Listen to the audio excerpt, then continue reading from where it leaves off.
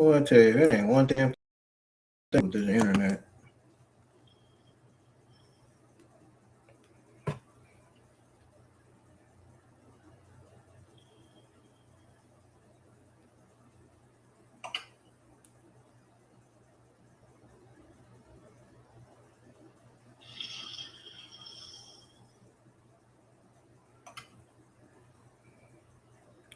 If it ain't one thing, it's another with this internet, man. I tell you. There's always something all the time.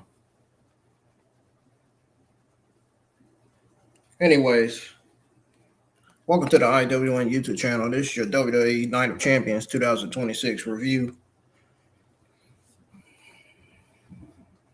If y'all are new to the channel, subscribe, hit the thumbs up, turn on notifications, and share the stream to all social media platforms. And make sure y'all spread the word. Share the stream, spread the word. Spreading the word and hitting the thumbs up is supporting the channel. It's what helps out the channel. Appreciate y'all for tuning in for this review. We're going to go ahead and get started.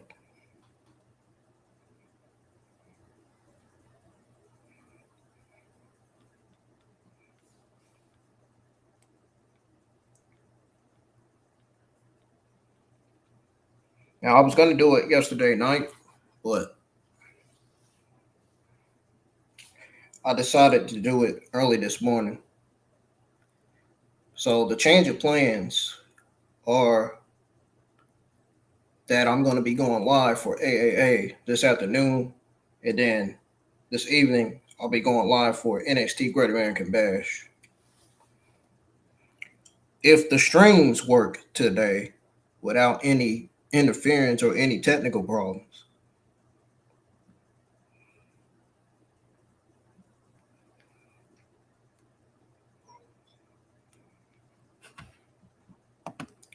now I want to ask one last time, or I do want to ask.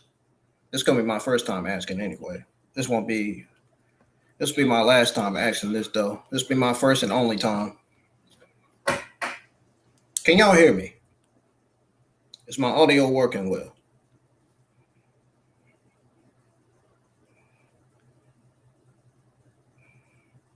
Let me see if I can hear myself, since there's nobody in the chat.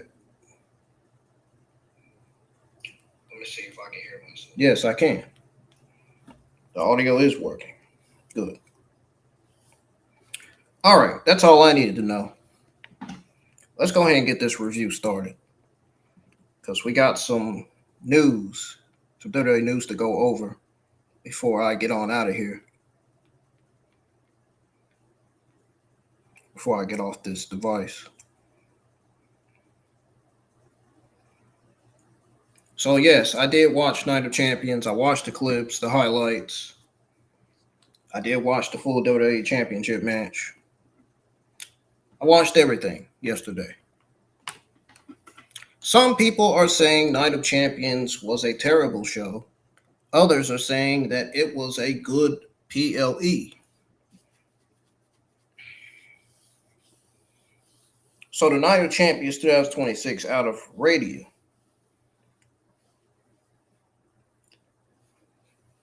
This PLE last night gets a solid average B+ from me in the grade book.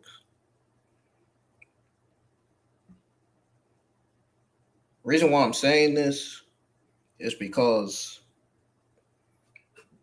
it was mostly good with a couple of bad parts that dragged it down. The highs were real high, and the right people went over, and that's what matters most at the end of the day, because you can have a perfect card on paper and still screw up the finishes.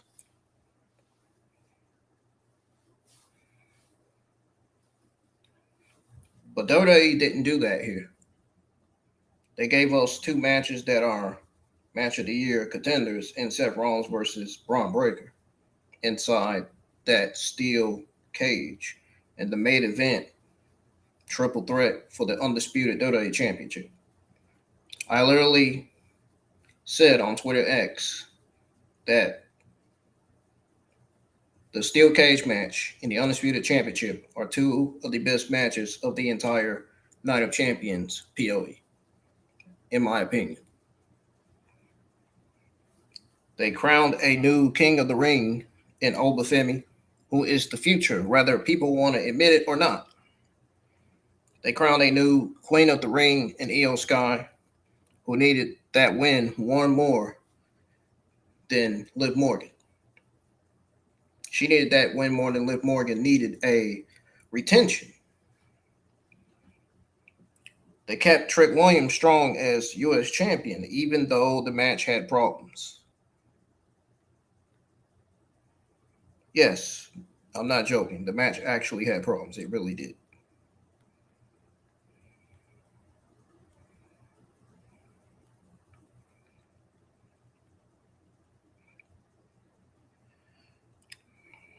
It had more than just problems.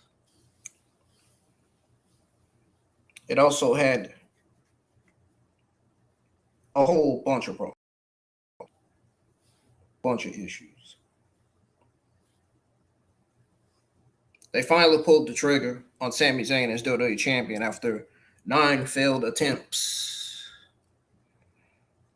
And that moment alone makes the show historic because when you look at it at a perspective, Sami Zayn rolled up Cody Rhodes 1, 2, 3. The building in Saudi exploded, and you felt 10 years of underdog story payoff in 1 second. No ref bump, no cash in, no shenanigans. Clean as hell. And that's what pay-per-views are supposed to be about. Moment you remember. So the good for outweights the bad here because Bron Breakker walked out of that cage match looking like a man. Looking like a made man even though he lost at the end of the day. But he ate a superplex off the top of the cage through a table. Bled from the eye, kicked out a pedigree into stomp, and Seth needed 2 stomps to put him down, and that tells you right there that WWE is grooming Braun for Roman-level dominance in the next 2 years. No question about it. That's if they book Bron Breakker properly and use him the correct way on television. Don't put him in some waste of time, stupid storylines and matches that's a waste of his time. No.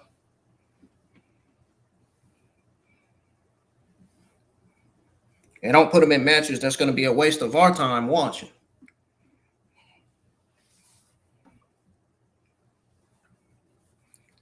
But anyways, the future looks bright for Braun, of course.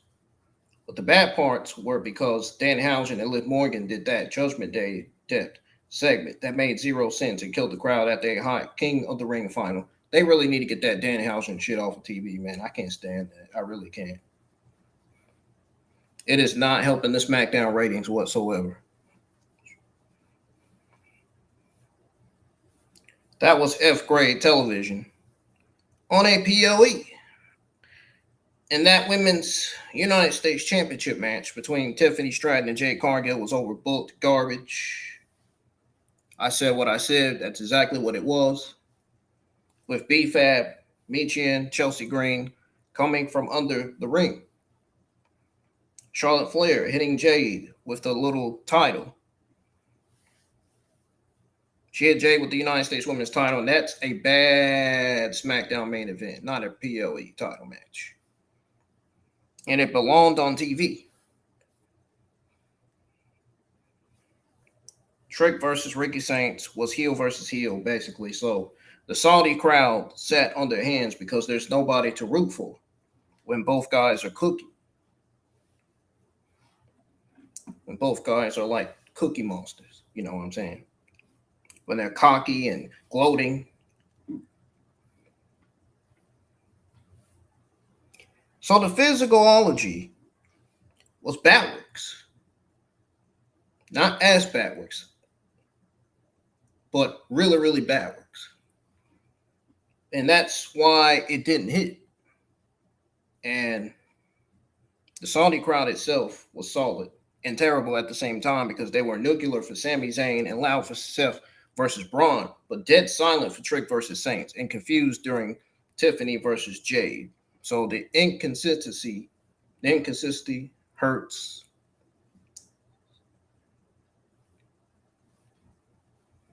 The inconsistency really hurts the overall presentation.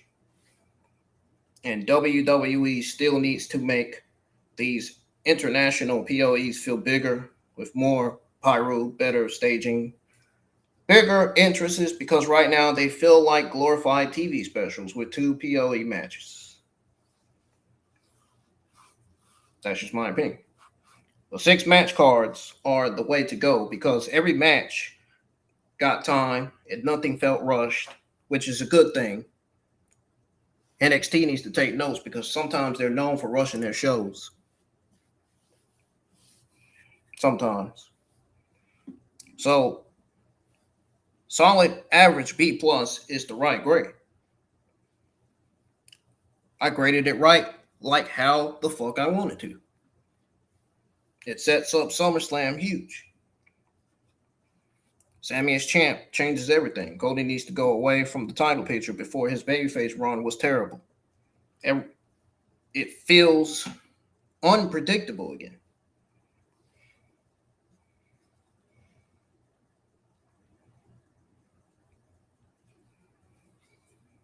Now, the King of the Ring finals. Obafemi defeated Jey Uso. Jey Uso to become King of the Ring 2026 was the correct call. I literally tweeted out and said, what happened to the Jey Uso fans that said Jey was going to be winning the King of the Ring tournament finals? Oh, I'll wait. Not a single Jey Uso fan responded when I quote tweeted and said what I said on there. So what does that tell you? Also, I don't want to hear nobody crying about Jey not winning because Jey is already over. He's main evented WrestleMania, even though he does the same fucking moves every week, even though his gimmick is getting old. He's got the yeet movement. He sells the merch. He doesn't need a crown to get over. But Obafemi is 6'6", moves like a cruiserweight, has that I'm going to hurt you look. And he needs that rocket strapped to his back heading into SummerSlam season because he's the future of the company, rather the IWC, rather the internet wrestling community on Twitter X, toxic as it is, wants to admit it or not. The match itself was short. But me personally, I wanted 12-5 matches instead of 9 because there was more story to tell with Jay's speed versus Oba's power. But what we got was still solid enough for what it was, and Oba ragdolled the shit out of Jay. Like, I'm not even joking. He ragdolled Jay like Jey Uso was nothing but pieces of trash.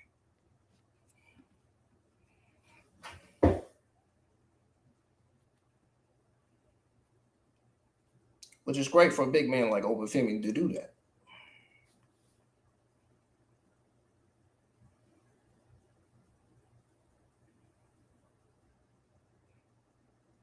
Jey Uso powered him.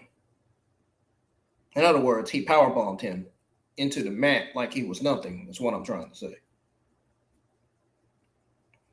Hit that ruler's fall and got the pin.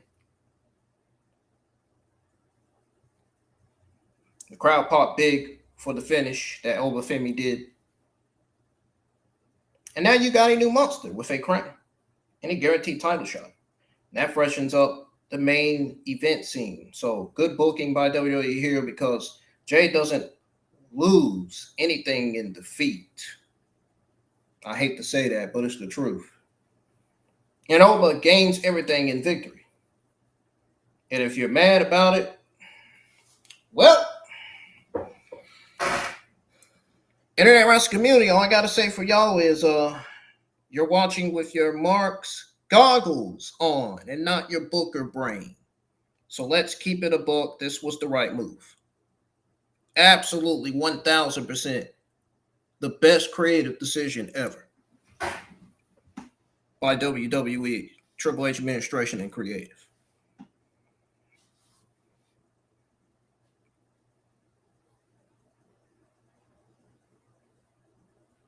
Danhausen, Liv Morgan segment. I'm going to say it plain and simple.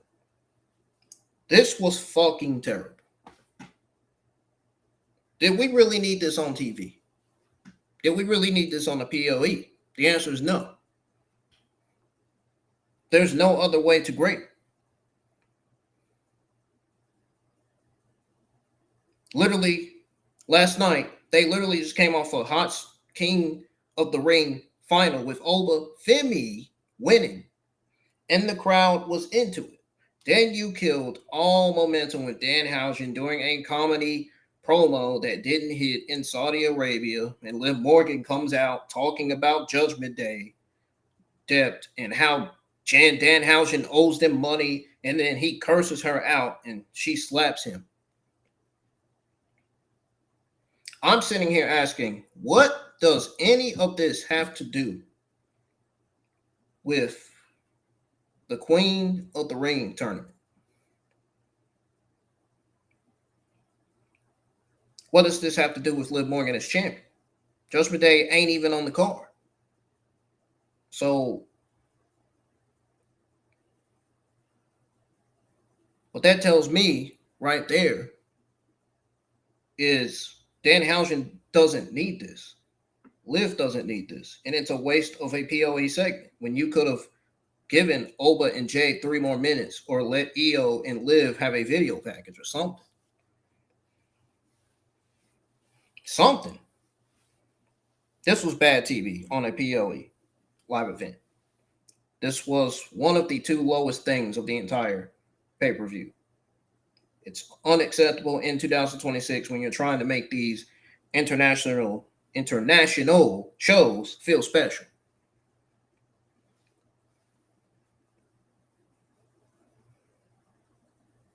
This was definitely a F grade. Throw it in the trash. Never do it again. And whoever wrote this needs to be in production meetings with a dunce cap on. Really. They really do. Moving on to the Queen of the Ring finals. Io Sky defeating Liv Morgan. Io Sky beating Liv Morgan to become Queen of the Ring. 2026 was 100% the right call last night, and this match was good. Solid mid B in the grade book. Like I told y'all, I watched the whole entire POE. I watched the clips and the highlights as well.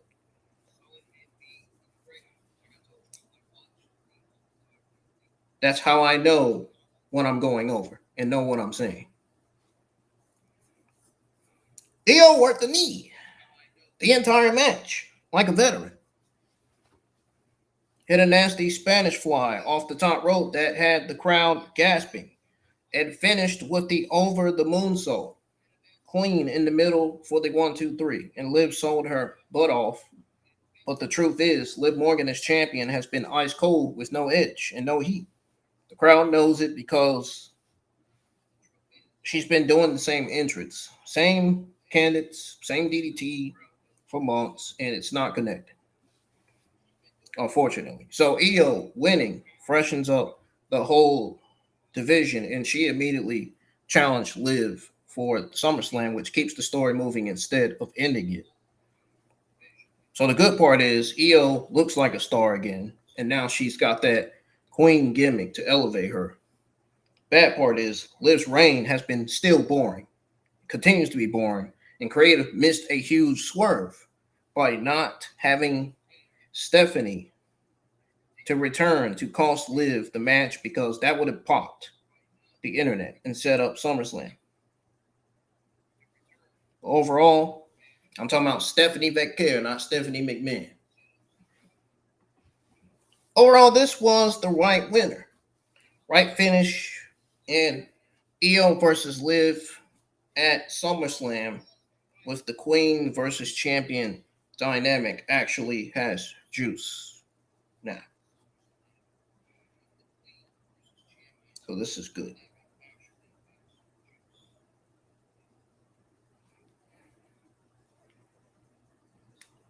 Moving on to the steel cage match. One of the two best matches of last night's Night of Champions. Even though it aired in the afternoon in Eastern time in the US. Match of the night, no debate, no discussion, no arguments, no complaints about this. Well, nah. I was going to say a little bit, maybe, but Seth versus Bron Breakker inside that steel cage was a war. And if you disagree, you weren't watching. Because I know I agreed, especially after watching that match. That was a hell of a match between Bron Breakker and Seth Rollins.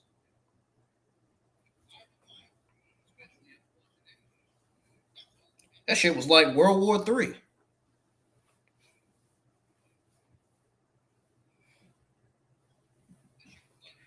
Because this wasn't one of them escape the cage matches.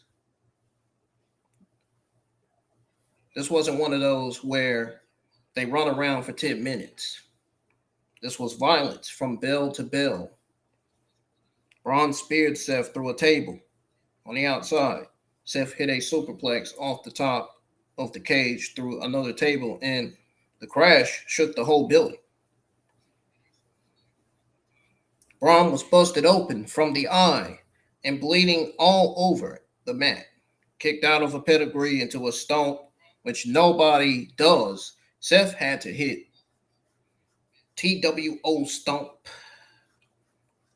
to finally put him down for the 3 count. And that tells you everything you need to know about how WWE views Bron Breakker, because you don't let a guy kick out of your finisher or finish unless you're making him.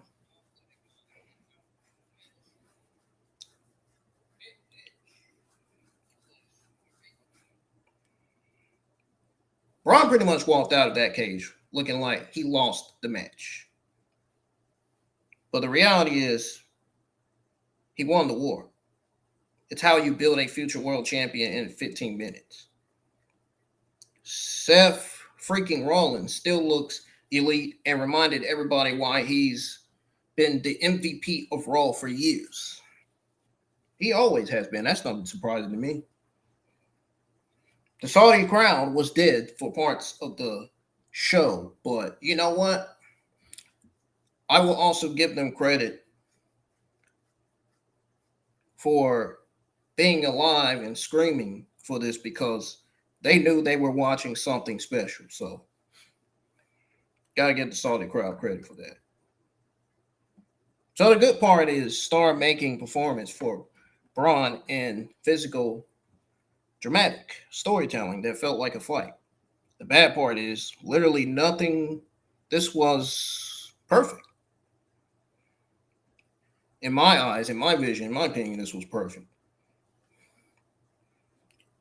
If the internet wrestling community, if the IWC really has a problem with this match, man, all I got to say is these people, these bot accounts online, these negative IQ, delusional marks, they just don't like wrestling. They don't.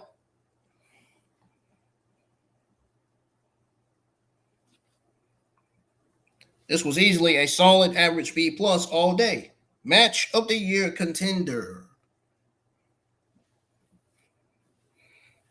Moving on to the WWE United States Championship match. Trick Williams with Little Yachi versus Ricky Saints. So Trick Williams retained the U.S. title over Ricky Saints. But the problem with this match was heel versus heel. And that killed the crowd because when both guys are cocky, like I said, when I went over, when I did the review, there's nobody to root for. So you got no heat. That's exactly what happened in Riyadh because the people sat on their hands and only popped for moves, not for the story. And that's not on Trick or Saints because Saints can go. That Revolution DDT was crisp at top. Rope elbow was beautiful. And Trick shot still hits hard and looks like $1 million. And when both guys are smirking and gloating and talking trash, the crowd doesn't know who to invest in. So the good part is the athleticism and the work rate because both men are great athletes. The bad part is the physicalology was backwards. And this should have been babyface Melo Hayes versus heel Trick Williams because Melo is over as a babyface. And Trick, as this cocky champion with Little Yachi, would get nuclear heat. And that's money. But instead, we got two heels and the match died because of it. So this was easily a solid low B- because the work was there, but yet the crowd wasn't. And that's on creative, not the wrestlers. So I'm going to need for people in the community to stop blaming the wrestlers for why the shows are terrible. It's the administration, it's creative, and the writers. It's the people that books the show, man. Getting tired of seeing these accounts blaming talent for the shows. It's not the talent, dude. I don't know how many times I got to say that. Not the talent's fault.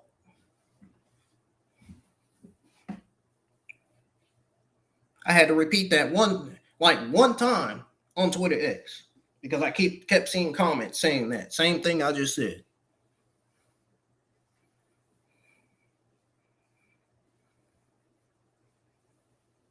The WWE Women's United States Championship match with Tiffany Stratton with Chelsea Green and Charlotte Flair versus Jade Cargill with BFAB and MOTN.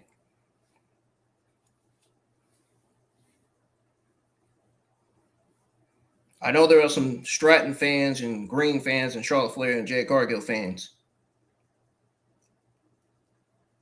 I'm going to be honest. This was the worst match of the night last night. And I'm not going to sugarcoat it because it was overbooked from start to finish. And it exposed everything wrong with the SmackDown Women's division right now. Jade Cargill's sit-out powerbomb was nasty.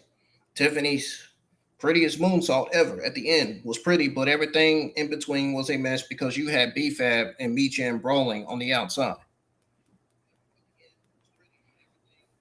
Meanwhile, Chelsea Green coming from under the ring like it's 1999. I was born that time. That's when I was born on Earth in real life. Charlotte Flair grabbing the title belt and hitting Jade with it in front of the referee. That's a bad SmackDown main event, not a PLE title match, like I said when I went over the review. But this is different than going over the review. Sort of, kind of, a little bit. This is pretty much a review and recap, basically.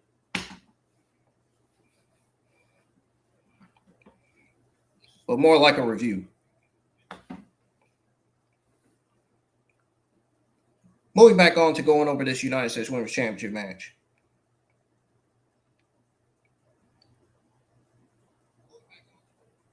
The PLE matches need flow, and this had nothing. It was start, stop with 5 people at ringside, and it felt like a Raw segment that ran long. So the good part was literally one powerbomb. The bad part was everything else, including the finish, because Tiffany winning means nothing after all the chaos and interference. This belonged on TV on a Friday night.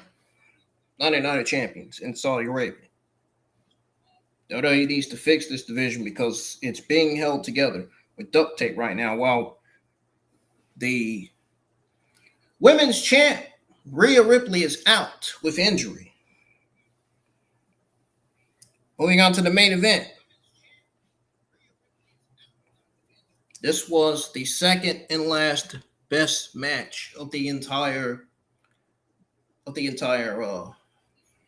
day yesterday. Of the entire night yesterday.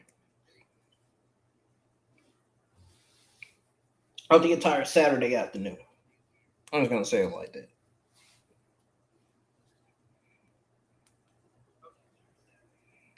The main event delivered. Sami Zayn is your new undisputed WWE champion. And that's history because on his 10th world title shoot, he finally, I was trying to say shot. He finally did it, and the roof blew off the building in Saudi Arabia. When he got the 1, 2, 3, and the match was laid out because Gunther powerbombed Cody through the Arabic announce table early, and that took Cody out for a stretch, which is why I said the layout was perfect. Sami hit luva kicks to both men. Gunther was chopping everybody and looked like a killer all match. Cody hit CrossRhodes on Gunther, then set for another CrossRhodes on Sami. But Sami reversed into a roll-up out of nowhere and got the pin on the champion. No ref bump, no interference, no cash-ins, clean finish, and that's what PoE main events are supposed to be. The good part is the right guy won. And Sami delivers this 100% without a doubt because for the simple fact that he's been the most over underdog for a decade and he finally got his moment. And Gunther, the ring general, looked like a monster, even in defeat. Bad part is, Cody Rhodes' babyface run as champion was terrible. It's time to keep him away from the title picture because we do not need to see Cody chasing a title again for a while. No more opportunities. It's enough. Let Sami run with it. This was easily a solid average B+ match and moment of the year finish. And if you didn't get chills when Sami Zayn won, you didn't have a soul. Now, let's go over Kevin Owens' reaction to Sami Zayn winning and my thoughts on it.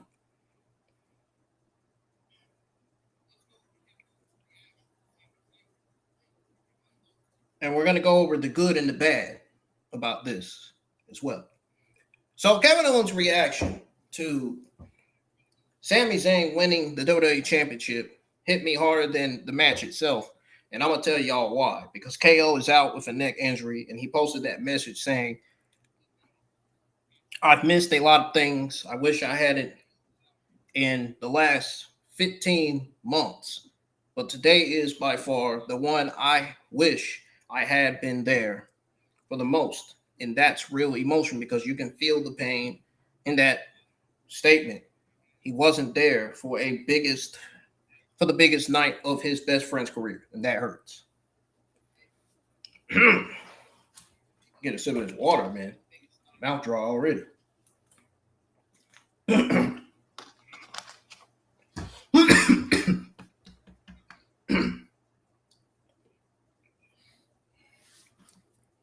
Excuse me for a minute.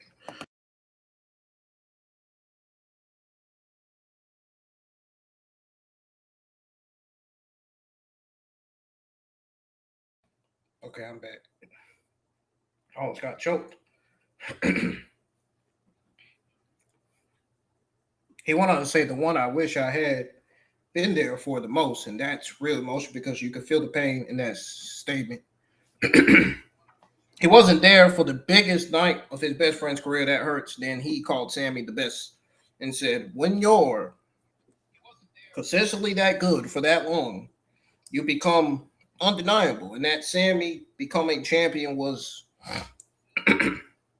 inedible, and that he's deserved it for a very long time. And he posted that picture of Sami helping him on his sock and boxers in a Texas hotel room after KO thought he broke his back the night before.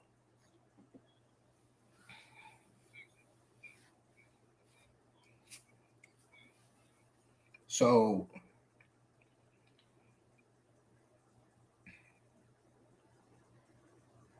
that's Kevin Owens and Sami Zayn in a nutshell, because they pretty much beaten the hell out of each other. They teamed together. They won the WWE Tag Team titles at WrestleMania 39. They've main evented WrestleMania together, and they've stayed tied together through all of it. So many thoughts on KO's reaction is that it made Sami's win hit 10x harder, 10 times harder, pretty much, because you felt the history and the brotherhood and the pain of him not being pretty much there. So the good is it's authentic emotion and adds layers to Sami's reign and makes you invested in their story even more. The bad is this is how you do it when real life bleeds into story, and it's perfect. This is why WWE is all. This is why WWE is at its best when it's real.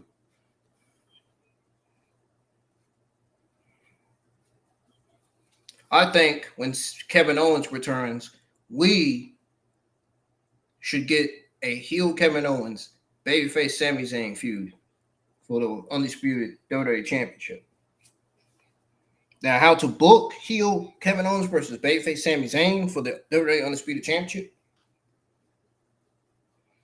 Well, for one, you don't rush it because this is money, and you only get one shot at it.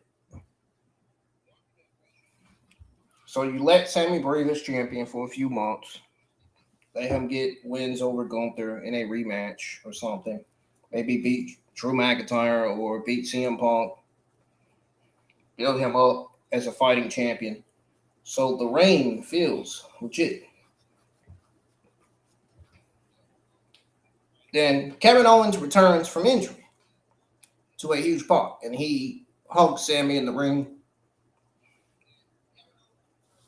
lifts the title, cries with him. The crowd is eating it up because they remember the sock story and the WrestleMania tag win.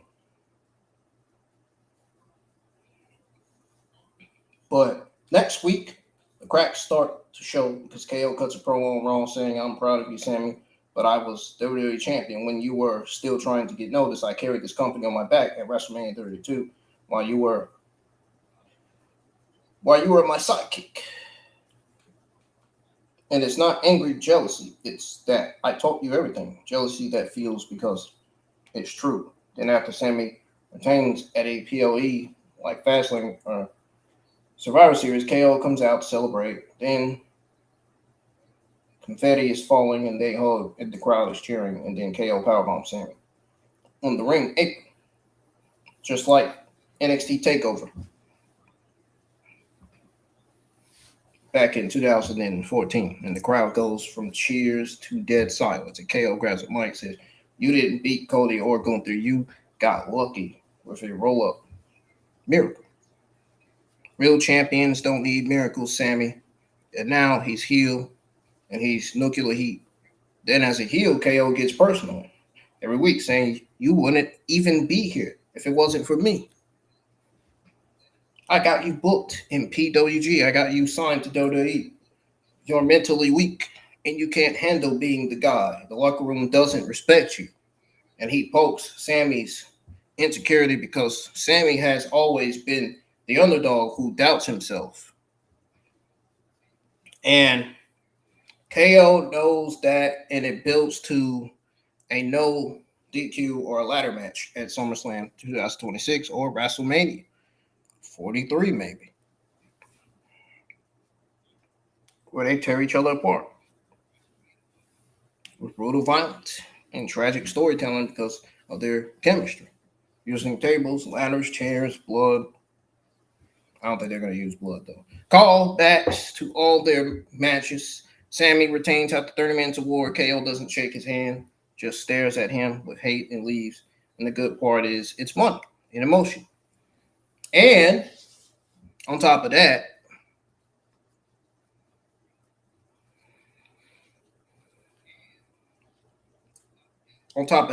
best matches of the career. And the story writes itself because it's real. Bad part is you can only do it once, so it has to be special, and you can't run it back too soon or it loses impact. Now I got a little piece of news, and then I'm gonna end this and get out of here. So to close out my review, WWE's talking is talent hunt to Hawaii. Yes, folks, I am not making it up. I actually said Hawaii. I think this is the first time I've ever said this on a stream, really.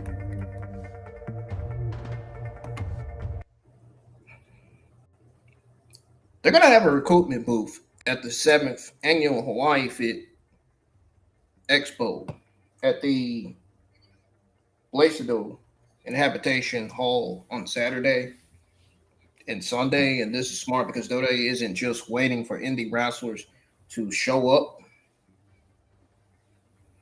at the performance center anymore. They want D1 athletes, gymnasts, volleyball players, influencers, fitness models, people with the look and charisma in the presence. Like Mark Raimondi from ESPN said back in the 80s. I wasn't even born in the 80s, by the way. I wasn't. And it was bodybuilders and bouncers. And now they want college football players and gymnastics, volleyball players. The list goes on and on and on. Because WWE is a variety show. You get over with your look, your presentation, or the way you speak, not just being the best athlete.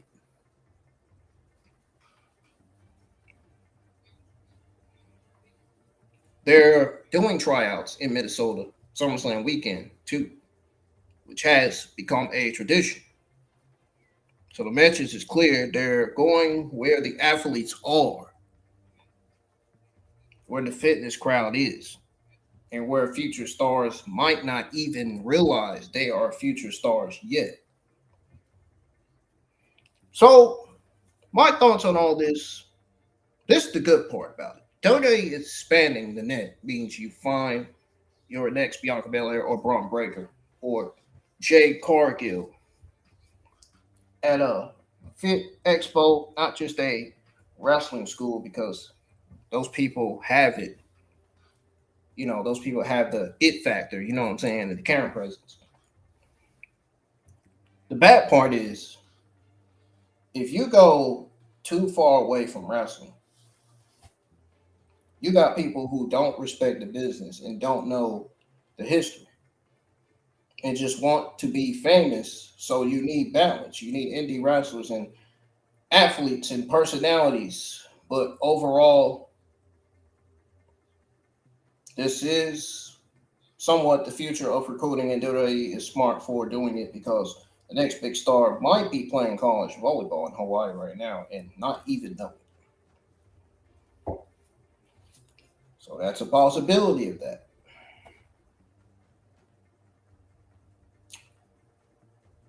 And that's going to do it for the WWE Night of Champions 2026 review. Timestamps will be in the description. I will be live for AAA this afternoon, and then NXT Great American Bash PLE tonight. So hopefully the streams will work well without any interferences from Netflix or anything else. Or anything else around this freaking place. Around this neighborhood anyway.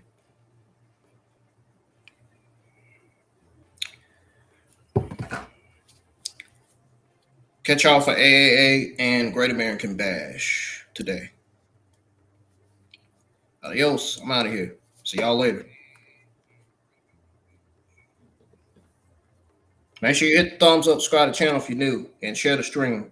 Continue to spread the word. And also to my international supporters and YouTube subscribers, man, you know you can always push closed caption. It auto-translate to your languages. It'll be available when the stream gets processed. As soon as I end the stream, it's going to get processed, and they're going to, you know what YouTube does. Usually, as soon as you end the stream, they take care of it for themselves,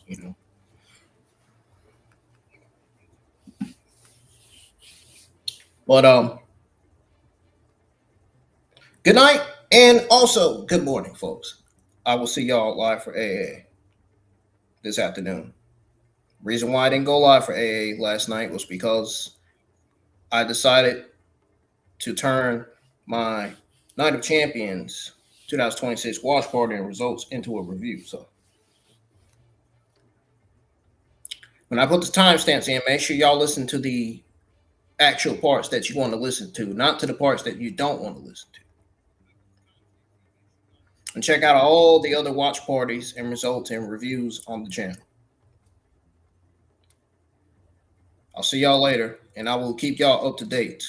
As soon as I end this live stream, I'll get ready to go ahead and start one of these thumbnails and start scheduling one of the watch alongs, which will be AA first and then NXT. I'm out.